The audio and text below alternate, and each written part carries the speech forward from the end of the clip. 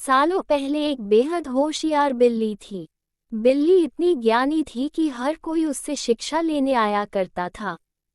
जंगल के सभी जानवर उसे बिल्ली मौसी बुलाते थे। जंगल के कई जानवर उससे ज्ञान प्राप्त करने जाते थे।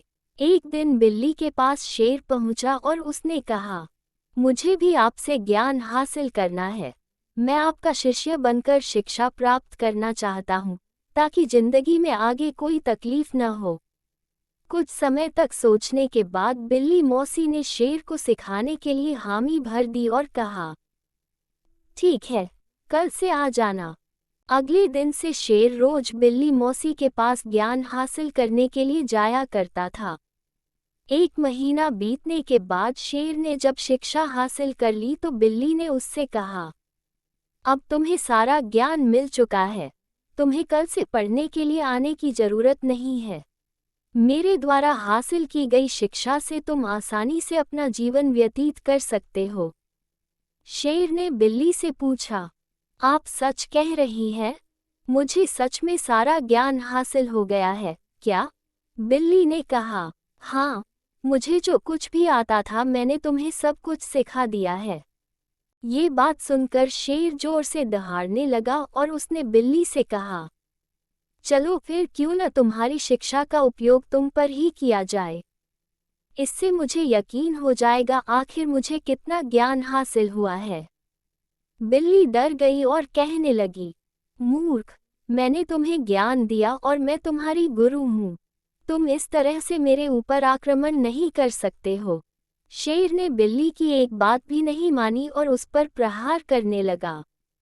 अपनी जान बचाने के लिए बिल्ली वहां से भागी और एक पेड़ पर चढ़ गई।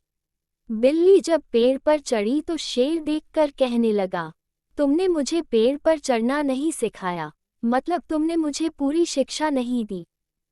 पेड़ पर चढ़कर बिल्ली ने सुकून भरी सांस ली और शेर को जवाब दिया, मुझे तुम्हारे ऊपर पहले दिन से विश्वास नहीं था। मुझे ज्ञान था कि तुम भले मुझसे सीखने आए हो लेकिन एक दिन मेरी जान के लिए आफत बन जाओगे।